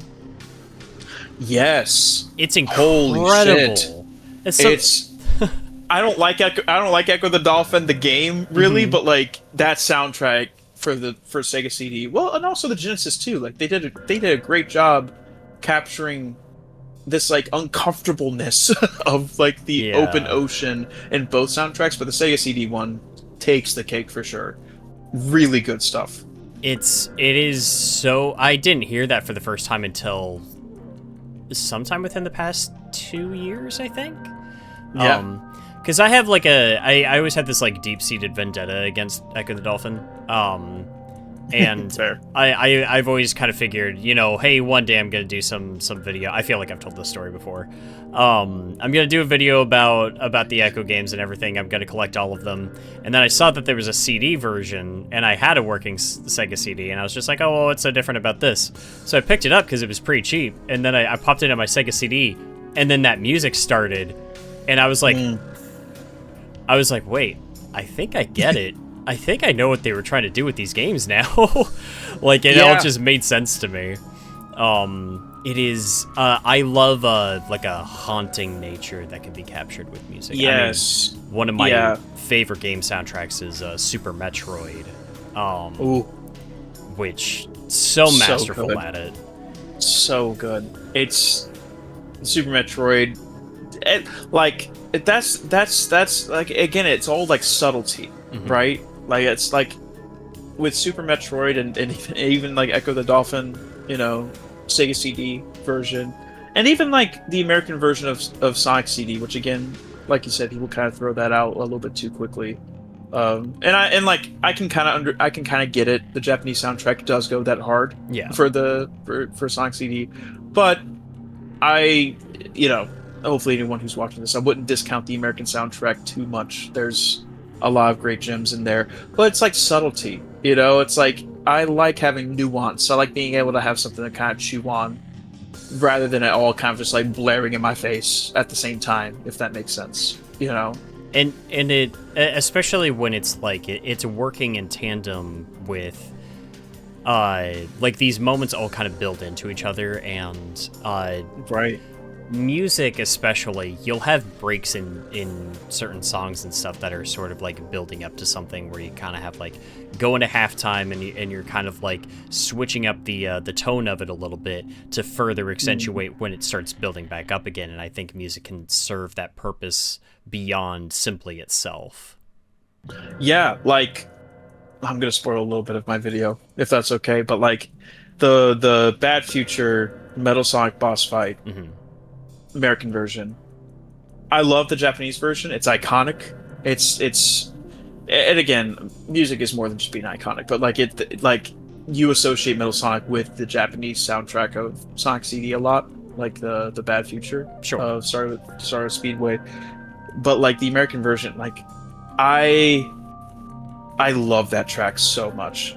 And I can hear Nick squealing from here. Well, like, and I've talked to Nick about this. It's like, it starts with a snare hit, which, okay, here's how I've interpreted this track. That snare hit is not a snare hit, it's a gunshot. The gunshot is to start the track meet. You are awesome. You are racing your doppelganger, and you have a wall of fucking death behind you. You're like, the odds are not in your favor. They're not. You finally have met your match. And then whenever you feel like you finally like got past him and you don't see him behind you, your heart drops, as well as the key of the song midway through.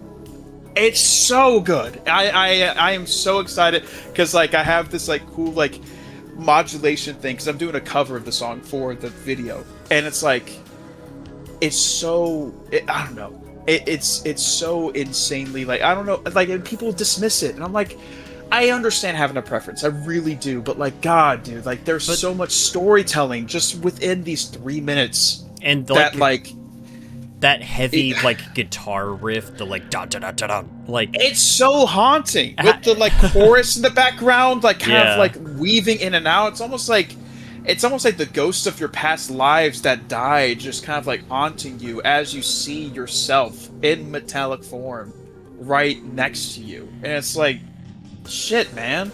I don't know if I'm just looking into this. I don't know if this is like a blue curtain situation, but like there's so much like storytelling within those, like I said, within those 3 minutes of the Metal Sonic boss fight American version, that like it just like makes me feel like it's like, no, like I have to do this. Not like I have the ability or that it's already won, which is what I kind of interpret like the Japanese version to be. It's like you've already won the fight, you know? It's like it's already kind of a celebration. But like with the American version, it's like, no, like this is the biggest stakes that you've ever had up to this point as Sonic, basically. Yeah. You know, like if you don't win this, like you're gonna lose this world. You know, like you're saving a planet. You know, and like, God, I love the vibes of that game, dude. it's so good, and like I like it's so funny. I don't mean to be a purist about it, but like playing it on the original like Sega CD, it's just a whole different vibe. Hearing those songs come out of my CRT and everything, like it's like I'm a kid in like 1993. You know, Yeah. like that's like I again play the games however you want. I don't care, but like there's a reason why people like go out of their way to like experience these games as they were originally intended, because like you pick up on stuff that you probably didn't pick up on like the mobile ports, for example. And also, if you beat all the if you like collect all the time stones before Metal Sonic, it's automatically the good future in Stardust Speedway, and that brings a whole different vibe to the fight. Yeah. Where it is a little bit more triumphant because you have done the work to collect the time stones. So it's almost like a reward of being like, yeah, you've already won, but like you still have a job to do. Mm-hmm. And it's like, because I know in the mobile ports they just automatically put you to the bad future, even if you have collected all the time stones beforehand. But in the original, if you collect all the time stones, you're in the good future throughout the rest of the game, despite where you're at. And that's a cool reward. It's a cool different feeling. I like Sonic CD. I like Sonic CD a lot. People shit on it, and like I get it. I understand it's unorthodox in a lot of ways, but like, man, I like it. Man, I like it more than Sonic 2, and I'm not sorry. Yeah, same here.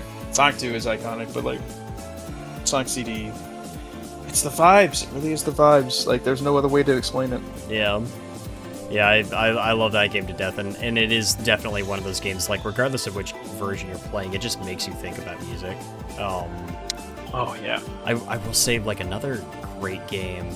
I feel a little bad, because I feel like I'm definitely going to be skipping tracks a little bit in terms of, like, I've brought this up on the show before, I'm sure. It's just another great, like, game, and the way that it, like, utilized its music and everything. Kena Bridge of Spirits, I highly recommend. Ooh, okay. One, because it's just a good damn game, and then two, Right. because, like, man, the soundtrack hits every single beat that it's trying to. And it is, it's got so much texture to it. It's very, like, it's kind of the feeling that you get when you hear somebody's breath between, like, between putting in, like, notes in a flute or in a wind instrument. Oh yeah. Oh yeah. Like a lot of these like very human kind of like, again, textures where it's like, no, this was performed. You know, Yeah. This wasn't just like a MIDI sequence that I could just like recall. It's like, no, this was like performed by someone. That's so cool. I'll have to look that up. I actually haven't heard that game. Great. I have to check it out. It's a good game. That one came out pretty close to the launch of the PS5 back in the day, and I remember seeing the trailer and just getting instantly hooked. And it is, it's very good. Gameplay, storytelling, music, it's all solid as hell. I finally have a PS5, so I need something to play on it. So It's just a I'll shame it definitely doesn't have have to- any games. It doesn't have any games. Yeah. 1,000 games, yet no games. That's the PS5. Yeah. But yeah, I'll have to check that out. Because I need more games to play on my PS5 anyways, but also it just sounds like something that would also be up my alley too, so. I also just recommend, I don't know if I've ever sent it to you before, but, like, the soundtrack to Pro Pinball Fantastic Journey. Completely different No. vibe. Completely different vibe, but I love that soundtrack. Oh, it's amazing. It's very peak arcadey. It's the kind of music you would get from a video game and literally nothing else. And it's super, like, there's a low hum to some of the tracks where it's just like, wow, this is really supposed to, like, kind of get this arcade style where everything has to be very bassy and like catch your attention. You have to like feel the rumble of the machine that you're playing on and stuff. That one's a ton of fun to listen to. So cool. I guess, do you have any like kind of off the wall game soundtrack recommendations? Ooh, that's a great question, actually. I don't know if it's necessarily off the wall, but I just don't hear people talk about it as much. Definitely Rocket Knight Adventures for the Genesis, as well as Sparkster for the SNES as well. That whole kind of duology, or I guess trilogy technically, because there was Rocket Knight Adventures, and then there was 2 different versions of Sparkster, one for the Genesis, one for the SNES. They all have fantastic soundtracks. Like, so, like, honestly, like, if Sonic wasn't a thing, I would be more of a fan of Rocket Knight Adventures. Yeah. I feel like if Rocket Knight Adventures like ended up being more successful and having more games, like I think I would like jump on that wagon before Sonic. But yeah, just I think a standout track for Rocket Knight Adventures, and I guess it's a little bit cliche for anyone who does know the game, but it's like the main boss theme. It's like it's actually like insanely like layered, considering it's on the YM2612 and considering it's on the Genesis, you know, like it's crazy because people associate like Sonic Team with like being the ones that know that sound chip very well, which they do, but Konami with Rocket Knight Adventures, like very, very close second. Like there's stuff that they did within that soundtrack that I really didn't even think was possible until like I looked a little bit deeper into it. And it's just like, yeah, it's really good. So I recommend that. And for Sparkster SNES, Lakeside is a classic, for sure. It's a very triumphant, very just like start our adventure type of track that like gets me pumped up. It's very good. But I'd say just listen to the whole thing. They're both like 30 to 40 minutes long. Like I guess, so it's like they're both like the length of like a normal album, nothing crazy. So it's not even gonna take that much time to listen to everything. But like, I recommend it. Yeah. Yeah, I guess that's my, I guess off the wall. Again, not really off the wall, but like it's something I just don't see many people talk about. Even with the recently released, and by recent I mean like within the past 2 years, like the kind of like ports or remasters of the Rocket Knight Adventure games. That a lot of people still don't talk about them, and it makes me sad. They're really good. It is always a shame those sound like those games that just like are forever like under the radar. They're forever obscure, despite how many attempts to try to bring them to the forefront. It's like people either don't care or it's like a little bit too little too late. And I think that was the thing with this collection, is that it's just the 3 games and like a cool like intro cinematic, which is animated like very beautifully, but then like that's kind of it. There was nothing else to it, you know? Yeah. Like there's nothing to grab new players in. It's just old fans like myself that are like, yeah, no. And funny enough, I got introduced to that game through Uncle Derek, aka Stop Skeletons from Fighting, aka the Happy Video Game Nerd back in the day, because he reviewed it back then. And I was like, yo, this looks sick as hell, actually. Like, I need to find this. And it was one of the first games I got for my Genesis, whenever I finally got it, was Rocket Knight Adventures. So, yeah. So thank you, Uncle Derek, for your recommendation, like, 15 years ago. Yeah. It's really funny. But, I'm trying to think of other games that, like, are kind of under the radar, but just have good soundtracks too. I'm trying to think. Obviously, the Guitar Hero games. No, I'm kidding. I mean, they do have great soundtracks, but that's just music. You know, that's just regular music that anyone can listen to. Let me see what else. Oh my gosh, I am drawing a blank at the moment.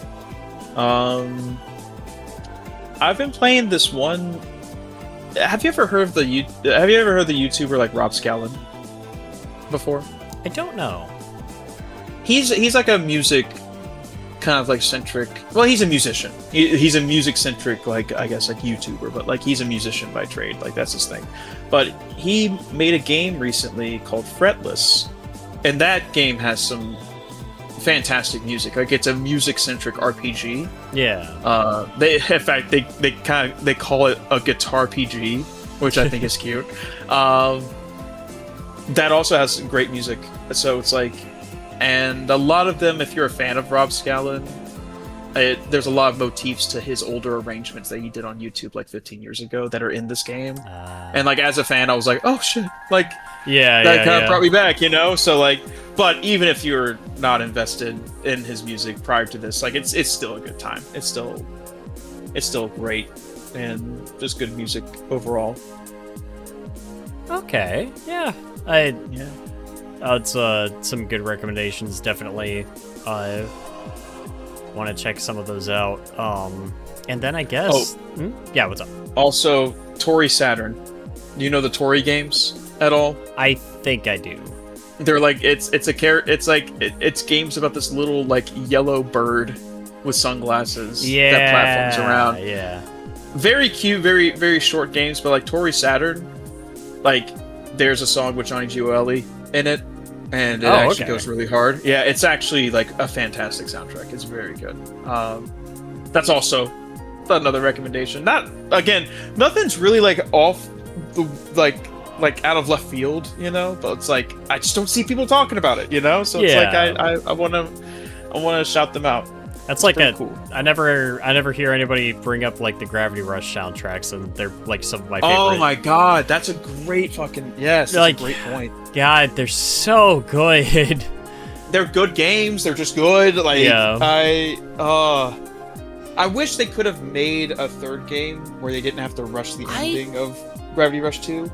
Because there's a part of me that kind of like wishes they had the time, but as the game exists in its state now I don't want a third one.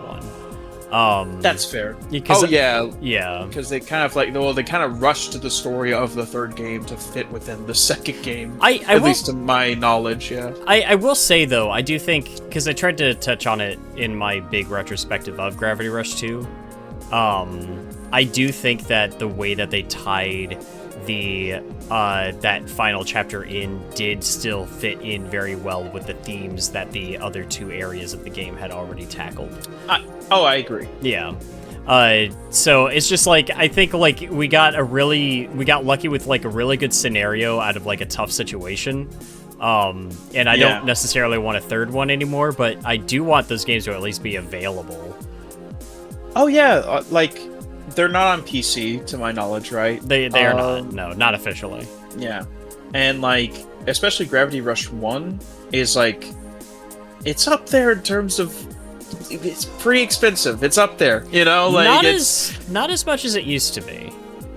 Yeah, no, like I think we've talked about this because I got it for around $50 because GameStop found like a whole bunch of copies and just started selling them. Yeah. It used to be like 150 plus, I think, for the remaster for PS4. I spent $200 on my copy. Oh, brother, I'm very sorry. And it was worth it to me. So. Oh, yeah. I like, and that's my thing too. Like, I've definitely spent more than I should have on some things, but it's like now I have the thing, you know, and like I'm happy, you know. So it's like it's not really much of a loss. But yeah, like I remember getting it for around $50. I don't know if it's gone up since then. I would assume it's gone up at least like a couple, like tens of dollars or something. But I try not to keep up with like, I guess like the price like in fluctuation with video game collecting because it stresses me out. Because I do have a good bit of stuff, and I don't want to know how much I have. I guess, you know. Like, yeah, sometimes I look over. There's some games in my collection where I'm just like, yeah, that needs to go in a more protective case. Like, yeah, no, like, oh gosh, like there was one time because I was like, you know what, like I probably should like jot down like what I do have, and I was like maybe 10% through my collection, and the final price was already over like $4,500. I was like, you know what? I'm just gonna stop. You know, I don't want to know anymore. Yeah. How much my stuff costs, because then I'll be too paranoid to enjoy it. You know, and I want to enjoy the stuff I have. It's really funny. Yeah. It's like a suffering from success type of thing. It's like, oh, you have so like Pup makes a joke all the time about like me being rich when that's not true. I just make very bad financial decisions. Like, but I have a good bit of stuff, I guess. And he's just like, oh, look at me, I'm Trey, and I have a Mark 1 Sega CD. It's like, fuck you. And That's it's like, not what, that dude? unreasonable to get a hold of. Nah. I mean, I got mine for a great deal, especially one in working condition, because Mark 1s are pretty... They get expensive even when they're broken. Well, I got mine for two... It's that belt. It's the belt, which, thankfully, I know how to change a belt, but again, a lot of mechanisms, a lot of different machines are different when it comes to that. So if it ever got to that point, then I think I'd be fine. But yeah, it is the belt a lot of times. But I got mine working for $270. So okay, yeah, not bad. Yeah, I found a broken one for like $320, and I was like, no. Like, yeah. So I'm okay with my Tower of Power. I finally have the Tower of Power entirely. So I've got a Model 2 CD, and I'm fine with that. I'm just like, oh, for sure. Yeah. Like a Model 2 was actually what I was kind of trying to look for a minute, but then I found that Model 1, and it was kind of too good to pass up. I was like, you know what? Yeah, this is something I've kind of always wanted bucket list wise, so I'll just get it. You know, you live once. I'm just gonna max out my credit cards and die whenever I'm 80. You know, it would be great. But yeah, I'm glad I did. I've been what am I gonna say? Oh shit, I lost my train of thought. I'm sorry. Oh, you're good. Yeah. Yeah. Oh, question for you, actually, if you don't mind me asking. Sure. If there's one instrument that you like, what's an instrument you've always wanted to learn how to play? Saxophone. Oh, that's my next instrument. Saxophone. Like, I want to learn that so bad. I'm gonna try to ask, because I work at a church, right, as like a music director. I'm gonna try to ask, and we have a saxophone player. I'm gonna see if he can give me some pointers to get started, because saxophone, apparently it's like the easiest like brass instrument to I guess get a hold of. Okay. Not get a handle of, rather. Yeah, you know? I know like, what you meant. Yeah, like, because everything's at your fingertips. Like with trumpet, you have to have a little bit more nuance because it's only 3 buttons, but like with saxophone, like all 12 keys are like at your fingertips, and you don't have to do anything much different with your mouth placement. You just have to be consistent, I guess. So that's cool. That's good. That's like the easiest one to learn, but it doesn't mean it's going to be like super easy to learn. But like, right, if you could pull off saxophone, dude, that'd be baller. Like, that'd be awesome. That's like one of my favorite instruments. I do like me some jazz, and it is like, that's one of those where you are encouraged to just fly with it, you know what I mean? Oh, for sure. That's like to just kind of like it's such. I mean, every instrument is and can be, but that's one to me that just immediately reads as, this is like a window into the soul of just like, here I can audibly portray like the depths of like my emotions or my story or anything, and you kind of you can hear that from people when they play with that. It's awesome. Yep. Oh, I completely agree. Like, yeah, saxophone's definitely one of those instruments where it definitely evokes like a different, like, I could play the same notes on like my guitar and it would be a completely different vibe, right? It's like it just has a whole different like timbre to it. It's so cool. And like, I don't know, anytime I hear a saxophone in a track, it just kind of like elevates the track even more for me. You know, like it's like, yeah, this is baller. Love this. Did you ever hear the jazz remixes by Insane in the Rain Music? No, I'm interested though. Oh man, so he actually performed at MagFest once. It was great seeing him live. Man, okay, when we're off the call, you and I are sitting down, we're listening to a couple of music tracks. But let's do it. Yeah. Listen to my stuff as well. Yeah. That is sent. So we got some material to sift through for sure. But yeah, he'll do like jazz arrangements of popular like game tracks and stuff. To my knowledge, I don't think he ever did Outrun, which I think is a crime. But yeah. Like some of the heavy hitters where it was like he did like that opening town, like Little Root Town from Gen 3 Pokemon. There was the Ghost Trick theme was another really good one by him. But like my favorite track that he ever did was there is a incredible jazz version of the snowy Valak Mountain from Xenoblade Chronicles. Oh my god, that track is so good. That's a high recommend for me. It's and that one is just like it goes through like a lot of different like power levels of the saxophone. That's incredible. Yeah, it's really good. That and just like his piano work with that was really good as well. I can't wait to hear this. It sounds just like up my alley, and like hopefully he performs at MagFest again. Like that would be so fun. I know he took a break from like content creation in general, and I think it's been a minute since he's been to Mag. But it would be great to hear him perform again. Oh, for sure, yeah. I just hope and pray I can make it to this year's MagFest because like I had such a great time last year. I got to meet a lot of great people, like a lot of people that I consider like good friends now, like through MagFest and like even like Too Many Games. Met a lot of cool people there, and it is surreal, like meeting people that you have watched for a good while as well, and just like shooting the shit. Like I don't mean to like name drop a bunch of names, I guess, but like one person. I was very excited to meet them. And I know that I like they're in the process of transitioning, but they still go by Trav Guy. Incredible, for sure. Yeah, incredible person. We haven't talked much lately, but like we always like find a way to talk about like Doom and stuff like that and music and like. And it's like I was a fan of this person for like years, you know. It's like I like went on like my long car trips or like on tour, you know, and like their videos like helped me out a lot in terms of just like passing time, and I just like the way that their videos were structured. And I got to meet Elliot as well. Some call me Elliot, I guess Elliot Cancel. And we talked about drums for like an hour or something.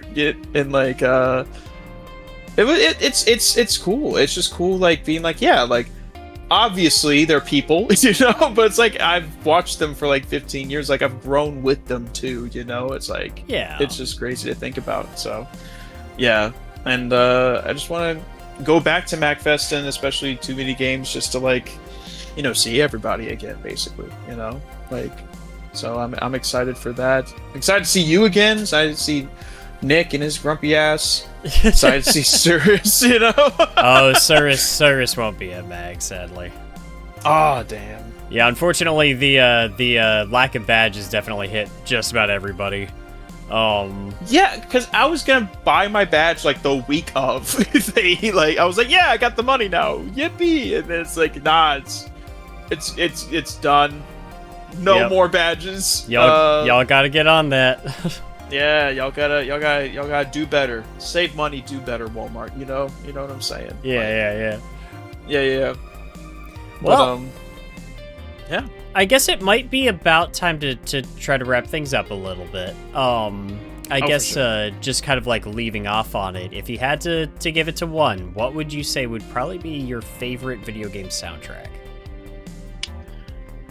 If I have to give it to one, Oh Lord, because a lot of it is definitely mood based. Yeah. A lot of times, but I gotta go with Sonic Adventure. That just That's a good choice. that has stood the test of time. That's the craziest part to me, is that it is still timeless. Like, a lot of soundtracks, especially from that era, like, become a little bit dated. Still good, but like a little bit dated. But like with Sonic Adventure, like, it still sounds as fresh as it ever has been, in my opinion. Yeah, I think that's the one that I go back to. What about you, though? That's a tough one, because there's definitely a part of me that would probably want to say Sonic Adventure. But kind of like you, it's just like there's so many amazing soundtracks and everything that it's really, really difficult to just pick one. But I suppose if I had to, and if I had to like not choose Sonic Adventure, I'd probably say it's a toss-up between like Majora's Mask and Skies of Arcadia. Oh, such good choice. I still need to play Skies of Arcadia. I still have not sat down and played it. I really want to. Well, I want to get an actual copy first, you know. Yeah. But like, I really. Also, Chrono Trigger. That's also another one that I man, look back on a lot, very fondly, and like, I gotta show you this video.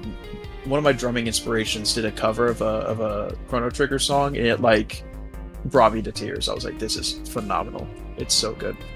Yeah, there's just a lot of powerful music just in this industry. There's a lot of history there, and it's just like, as long as we got people that appreciate and understand video game music and what makes it so special, I think we'll still be enjoying great new tracks and our interactive experiences for years to come. Yeah, I completely agree. Well, all right, Trey. I guess before we leave off, anything that you would like to plug, kind of get people directed towards you? Yeah, for sure.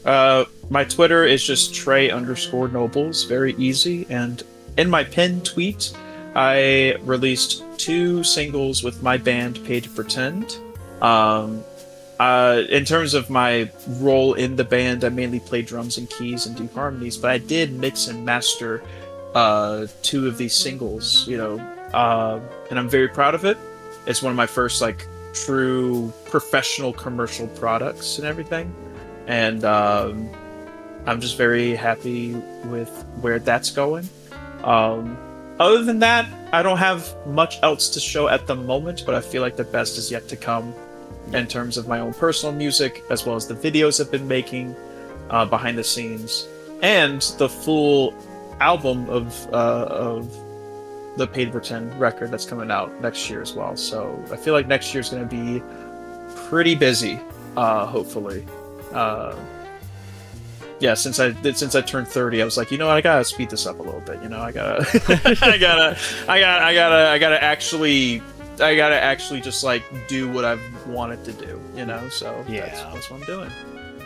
Well, all right. Certainly appreciate you joining me here tonight. And I also, of course, just thank everybody for listening. A reminder that these episodes go live for everyone on a paid tier on Patreon 1 week early before it goes up on the Realm of the Rocks YouTube channel. Thank you, everybody, for tuning in, and we will see you next mission.